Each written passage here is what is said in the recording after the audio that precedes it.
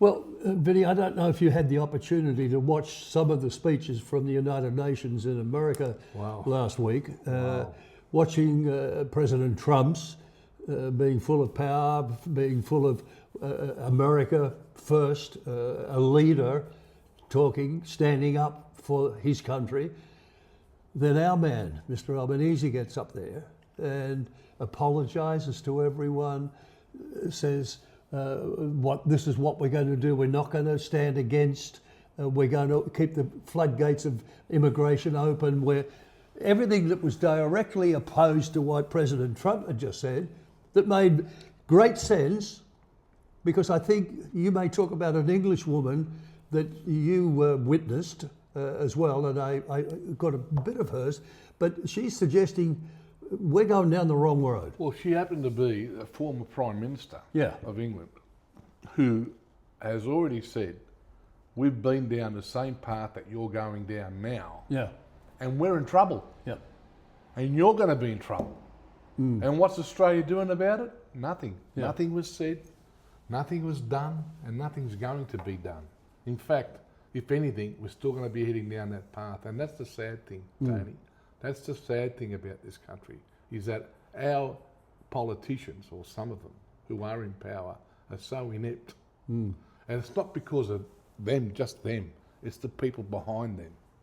Those people behind these politicians who are so inert and won't do what's right for our country because they're so self-obsessed with doing what's good for them and not for us. Yeah, but I think most of them have come to their sense, is probably not the right word, just to realising the floodgates to immigration that they opened through Norway, Sweden, Germany, France, the problems that have come from unsecured borders, and the great thing that Prime Minister Howard once said, we have the right to know who's coming into our country. Yeah. You know, show me your visa, show me your desire to be here, show me your desire to fit in.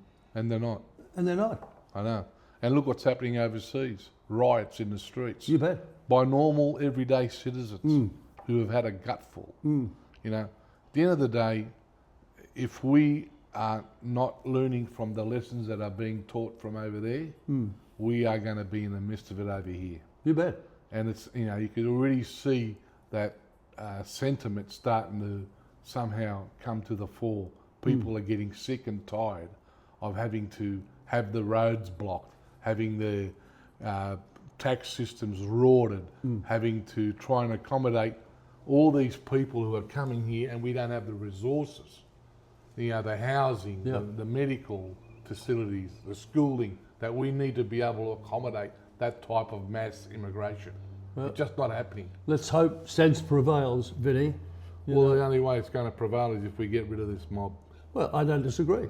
I love some of the countries, in England in particular, but some of the European countries that came a year or so back and asked our former Prime Minister, Tony Abbott, how to stop the boat people, how to stop, what did you do to keep the migration, immigration under control? And Tony laid it out to them.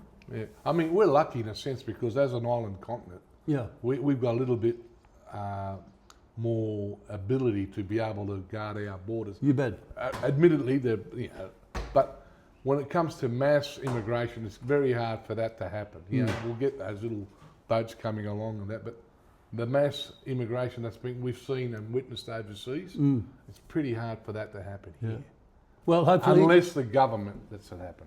Well, let us pray that the government does and that sense prevails. Yeah.